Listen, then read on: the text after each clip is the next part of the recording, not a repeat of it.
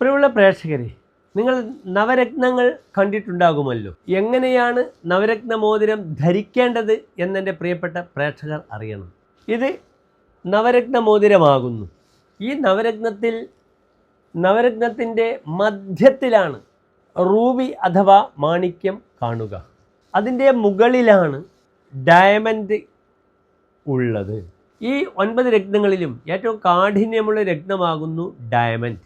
അതിനാൽ നവരത്നമോതിരം ധരിക്കുമ്പോൾ എപ്പോഴും നമ്മുടെ നഖത്തിൻ്റെ അടുത്തേക്ക് ഡയമണ്ട് വരുന്ന രീതിയിൽ നവരത്നമോതിരം ധരിക്കണം. അല്ലെങ്കിൽ എന്തുണ്ടാകും? വലിയ ടെൻഷൻ ഉണ്ടാകും. എന്താണ് ഡയമണ്ട്? ഡയമണ്ട് കാർബണാണ്. പെട്ടെന്ന് ശരീരത്തിൻ്റെ രക്തധമനികളെ ചൂടാക്കുന്നു.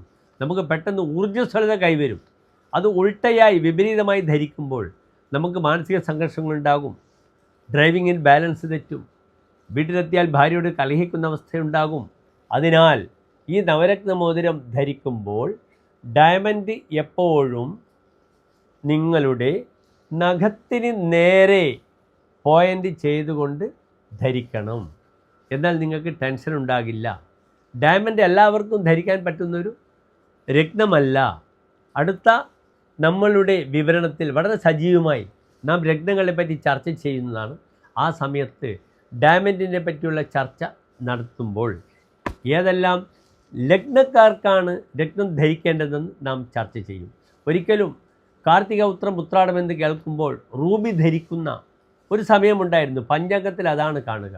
പക്ഷേ അതല്ല യഥാർത്ഥത്തിൽ രത്നശാസ്ത്രത്തിൽ ദ സയൻസ് ഓഫ് ജെംസ് അതിൽ വളരെ സവിസ്തരമായി വിദേശികളും നമ്മുടെ ഇന്ത്യയിലെ പ്രധാനപ്പെട്ട രത്ന പണ്ഡിതരും അഭിപ്രായപ്പെടുന്നുണ്ട്. ഏതെല്ലാം ലഗ്നക്കാർക്ക് മാണിക്യം ധരിക്കാം, ഏതെല്ലാം ലഗ്നക്കാർക്ക് ചന്ദ്രകാന്തം ധരിക്കാം, പേൾ മുത്ത് ധരിക്കാമെന്ന് പറഞ്ഞിട്ടുണ്ട്. അടുത്ത വീഡിയോ മുതൽ സവിസ്തരം നാം അത് പ്രതിപാദിക്കുന്നതാണ്. ഇപ്പോൾ നിങ്ങൾ മനസ്സിലാക്കണം, നവരത്ന മോതിരത്തിൽ ഡയമണ്ട് ധരിക്കേണ്ടത് നിങ്ങളെ നഖത്തിൻ്റെ മുന്നിൽ വരുന്ന രീതിയിലായിരിക്കണം. അടുത്ത ഓരോ ചർച്ചകളിലും ഓരോ രത്നങ്ങളെ പറ്റിയും നാം സജീവമായി ചർച്ച ചെയ്യും. നന്ദി, നമസ്കാരം.